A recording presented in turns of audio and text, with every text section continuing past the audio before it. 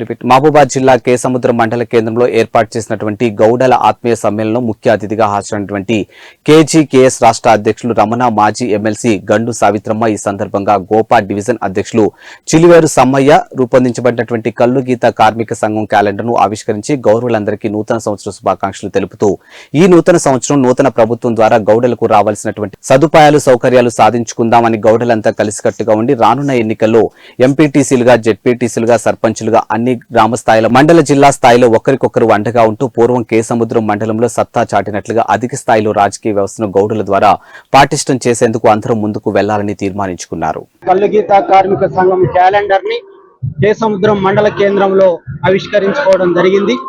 ఈ సందర్భంగా నూతన ప్రభుత్వానికి ఈ సభ ఉద్దేశించి శుభాకాంక్షలు తెలియజేయడం జరిగింది.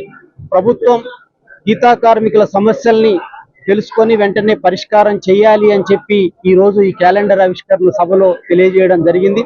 ఎన్నికల మేనిఫెస్టోలో గీతా కార్మికులకి వేస్తామన్నటువంటి వాగ్దానాలు, హామీలు ఏవైతే ఉన్నాయో అవి అమలు చేయాలని చెప్పి కోరుతా ఉన్నాం. 10 లక్షల ఎక్స్గ్రేషియో ఇస్తామని చెప్పి ఆ మేనిఫెస్టోలో చెప్పారు, అది అమలు చేయాలి. అలాగే కార్పొరేషన్ కి 5,000 కోట్ల బడ్జెట్ కేటాయించాలి. సర్వాయి పాప్ అన్న పేరు జనగామ జిల్లాకి పెట్టాలి. వారు అన్న మాట ప్రకారమే అది అమలు చేయాలని చెప్పి కోరుతా ఉన్నాం. అలాగే కార్పొరేషన్ కి 5,000 కోట్ల బడ్జెట్ కేటాయించి నీరా, తాటి ఉత్పత్తుల పరిశ్రమల్ని పెట్టి గీతా కార్మికుల ఉపాధి కల్పించే దానికోసం ప్రయత్నం చేయాలని, 560 జీవో ప్రకారం ప్రతి సొసైటీకి 5 ఎకరాల భూమి ఇవ్వాలి అని చెప్పి ఆ ప్రభుత్వానికి విజ్ఞప్తి చేయడం జరిగింది. ఇటీవలనే ఎక్సైజ్ మినిస్టర్ ని, అలాగే బీసీ మినిస్టర్ ని కూడా కలిసి మెమోరాండం ఇచ్చాం.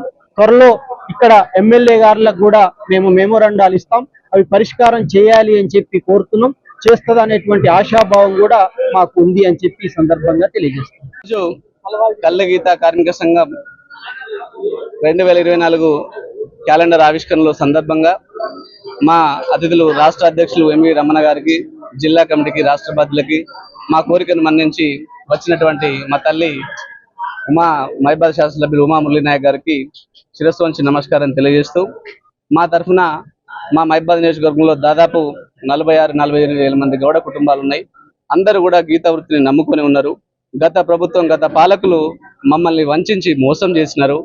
అలా కాకుండా కాంగ్రెస్ ప్రభుత్వం అట్లా చేయదనే సదుద్దేశంతో మేమంతా ఒక తాటి మీదకి వచ్చి కాంగ్రెస్ పార్టీకి వెన్నుదండిగా ఉండి దాదాపు 52,000 మెజారిటీ ఇచ్చిన దాంట్లో మాది భాగస్వామ్యం ఉందని మేము గర్వంగా చెప్పదలుచుకున్నాం.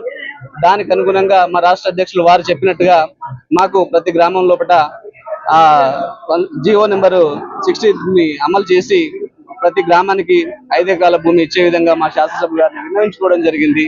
ప్లస్ ఎక్స్గ్రేషియా 5 లక్షల నుంచి 10 లక్షలకు ఇవ్వాలని తెలపడం జరిగింది. అలాగే మహబూబాబాద్ లో మా గౌడ బిడ్డలకు ఒక హాస్టల్ వసతి కల్పించాలి, మేము ఎక్కువ జనాభా ఉన్నాం కాబట్టి మాకు ఒక హాస్టల్ వసతి కల్పించాలని తెలియడం జరిగింది. తర్వాత వారికి అనుగుణంగా మేము ఎప్పుడూ వారికి అండగా ఉన్నాం, రేపు భవిష్యత్తులో అండగా ఉంటాం. కానీ మా కులాన్ని మాకు అండగా ఉండాలి, ఇంతకుముందు గత ప్రభుత్వాలు చేసినట్టుగా వారు చేయరని వారిని మేము నమ్ముతున్నాం. ఇలాగే వారు ఉండాలి, వారికి మేము అండగా ఉంటాం.